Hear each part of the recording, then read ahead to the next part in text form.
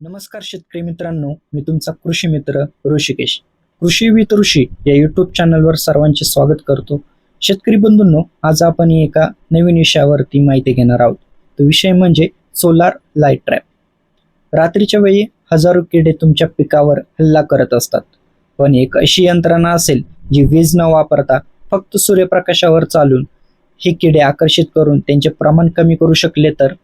आजच्या व्हिडिओमध्ये आपण जाणून घेणार आहोत इन्सेक्ट सोलार लाईट ट्रॅप म्हणजे काय, ते कसे काम करते, त्याचे फायदे, मर्यादा आणि ते योग्य पद्धतीने कसे वापरावे. व्हिडिओ शेवटपर्यंत नक्की पहा, कारण शेवटी मी अशा काही महत्त्वाच्या चुका सांगणार आहे ज्या अनेक शेतकरी नकळत करतात. तर चला पाहूया सोलार लाईट ट्रॅप म्हणजे काय. हे सौर ऊर्जेवर चालणारे कीटक आकर्षित करणारे उपकरण आहे. दिवसा याच्या सोलार पॅनलमुळे बॅटरी चार्ज होते आणि संध्याकाळी अंधार पडताच LED किंवा UV प्रकाश आपोआप चालू होतो.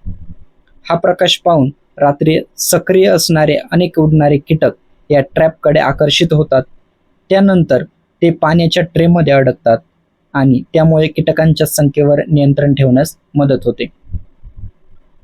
कोणकोणते कीटक या ट्रॅपमध्ये आकर्षित होतात, तर सोलार लाईट ट्रॅप मुख्यतः रात्री उडणाऱ्या कीटकांसाठी प्रभावी आहे. पतंग, ज्यांना आपण मॉथ म्हणतो, अमेरिकन बोंडअळीचे पतंग, लष्कर अळीचे पतंग, कटवर्मचे पतंग, स्पोडोप्टेराचे पतंग, त्याचप्रमाणे भात, मका, कापूस, सोयाबीन आणि भाजीपाला पिकांवरील अनेक उडणारे कीटक. परंतु लक्षात ठेवा मित्रांनो, हा ट्रॅप सर्व प्रकारच्या किडींना पकडत नाही. मावा, तुडतुडे, पांढरी माशी, थ्रिप्स यांसारख्या दिवसा सक्रिय राहणाऱ्या रस शोषक किडींवर याचा फारसा परिणाम होत नाही. सोलार लाईट ट्रॅपचे अनेक फायदे आहेत. त्यामध्ये सर्वात मोठा फायदा म्हणजे रासायनिक कीटकनाशकांचा वापर काही प्रमाणात कमी करण्यास मदत होते. शेतातील कीटकांची उपस्थिती लवकर समजते, त्यामुळे योग्य वेळी व्यवस्थापन करता येते. सौर ऊर्जेवर चालत असल्यामुळे वीज लागत नाही, देखभाल खर्चही कमी असतो, पर्यावरणपूरक तंत्रज्ञान असल्यामुळे प्रदूषण होत नाही आणि एकात्मिक कीड व्यवस्थापनामध्ये हे महत्त्वाचे साधन मानले जाते. सोलार लाईट ट्रॅपचा योग्य वापर कशा पद्धतीने करावा. हा ट्रॅप शक्यतो पिकाच्या उंचीपेक्षा थोडा वर बसवावा, शेताच्या सेंटरला लावावा, जेणेकरून प्रकाश सर्व दिशांना पोहोचेल. पिकाच्या प्रकारानुसार आवश्यक त्या संख्येत ट्रॅप बसवावेत.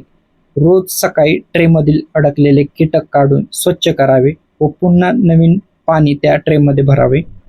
सोलार पॅनलवर धूळ साचू देऊ नका. सर्वात महत्त्वाचे म्हणजे हा ट्रॅप एकटाच कीड नियंत्रणाचा उपाय नाही, तो फेरोमेन ट्रॅप, निरीक्षण आणि एकात्मिक कीड व्यवस्थापनाचा भाग म्हणून वापरावा.